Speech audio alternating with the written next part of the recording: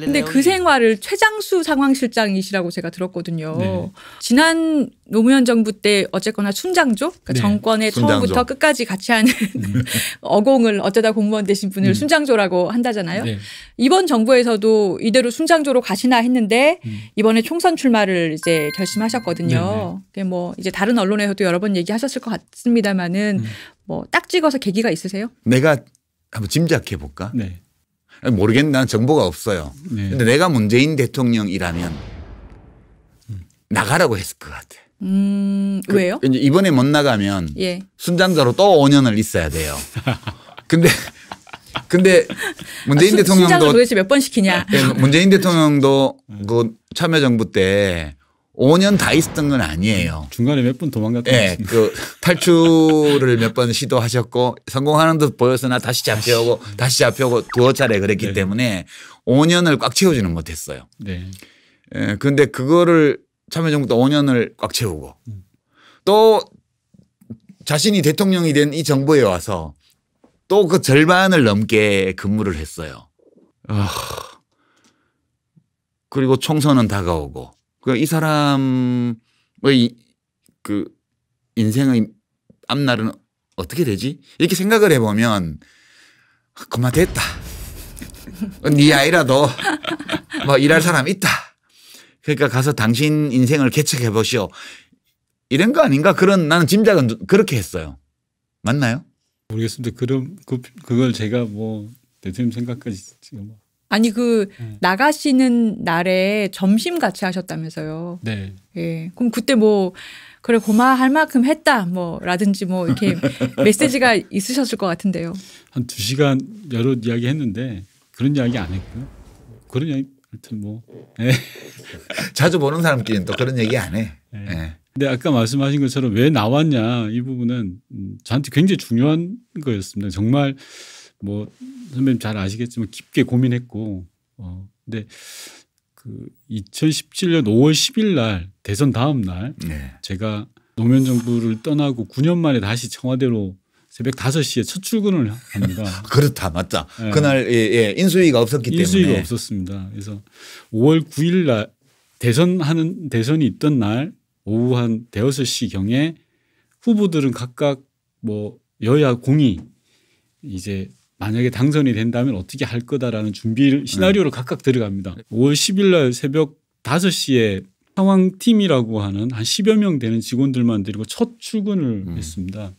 정말 감격스러운 날이었거든요. 저 개인적으로는. 근데 그때 다짐을 했던 게 하나가 있는데 정말 성공한 대통령으로 만들고 싶다. 그리고 지난 아픔은 정말 다시는 이런 새벽바람 맞으면서 들어가면서 그 생각을 했던 건데 이 그만두는 과정도 그 고민의 연장선상에서 나왔습니다. 사실은. 청와대 내가 그 일을 하는데 맞느냐 바뀌 맞느냐라는 고민 연장선 속에서 나왔던 거고요. 오랜 과정 고민을 하면서 아무래도 뭐 밖에서 그 역할을 하는 게 좋겠다라는 판단을 했습니다. 근데 그 구로을이요. 사실 조금 양지 아닙니까? 왜냐하면은 박영선 그 중소벤처기업부 장관이 18대, 19대, 20대 3선이나 하신 데잖아요. 그래서 사실은 뭐 민주당 세가 강하고 그렇다고 하는데 뭐 여기 대해서 뭐 어떻게 생각하세요? 지나치게 양지 아니냐? 험지 가신다는 분들이 가라 뭐 만다 말이 많잖아요. 변호사님 출마 한번 해보시면 알 텐데요. 선거는 다 힘들어요. 네. 선배님 잘 아실 텐데 쉬운 선거 없어요. 네. 다만 저 같은 경우는 신인이기 때문에 앞뒤 잴 거 없이 무조건 열심히 해야 되는 거고요. 물론 그런 고민을 안 하진 않았습니다만 저는 뭐 그런 거 따지지 말고 열심히 하는 게 제 일이라고 생각합니다. 민주당 입장에서 보면 되게 신인 중에 이 선거 국면에서 당을 빛나게 만드는 신인이 있어요. 반면에 어떤 신인은 국회의원 처음 나가는 거잖아요. 어떤 네. 신인은 이 사람은 국회의원 배지를 달고 당에서 일을 시켜야 된다. 그런 신인이 있어요. 그러니까 윤건영 예비후보의 경우에는 제가 뭐 이해찬 대표께 여쭤보지는 않았지만 내가 대표라고 이렇게 감정이입을 해보면 이 친구는 국회의원을 만들어서 당에 와서 일을 하게 해야 돼. 일꾼으로. 네, 국회와 당에서 일을 하도록 해야 돼. 왜냐하면 상당히 긴 시간 동안 실무를 해왔거든요. 그러니까 당과 원내를 운영하는 데에는 저명한 지명도 높은 대중적인 인기가 있는 이런 정치인도 필요하지만 안에서 정말 그 실무를 챙기는 의원들이 밖에서는 안 보이는데 당에서는 다 알아요. 그래서 아마 이제 그런 케이스이기 때문에 이제 험지 출마에 적합한 신인은 아니에요. 네. 그래서 비교적 안정적인 전략 공천 지역구에 이제 배치를 할 예정인 걸로 저는 생각을 합니다. 일부에서 이야기했던 PK 출마 부분 고민 안 했던 건 아닙니다. 고향이 그쪽이니까. 예. 뭐 떠나온 지는 30년 넘었습니다만 객지지 뭐. 고민 안 했던 건 아닌데 노무현 대통령님이 이제 2000년에 종로를 포기하고 내려갔던 상황 그리고 문성건 선배님이 2002년도에 내려갔던 상황하고 많이 다르더라고요. 다르지. 네. 지금은 사람들이 많이 있고요. 훌륭하신 분들이. 그리고 제가 오는 거에 대해서 좋아하시는 분들 와야 된다고 하신 분도 있었는데 좀 반대하시는 분들도 있었어요. 거기 뛰고 있는 분들이 다 있어 선거구마다. 네. 와가지고 제가 내려가서 정권심판론의 일종의 상징처럼 돼버리면 오히려 안 좋다. 오히려 판을 깬다라고 하시는 분들도 있고 여러 가지 복합적인 게 있었습니다. 아니 내가 당대표라도 수도권의 안정적인 지역구에 공천을 하지 이 케이스는. 네, 그렇게 뭐 선거전 자체에 변수를 만들 목적으로 쓸 사람은 아니에요.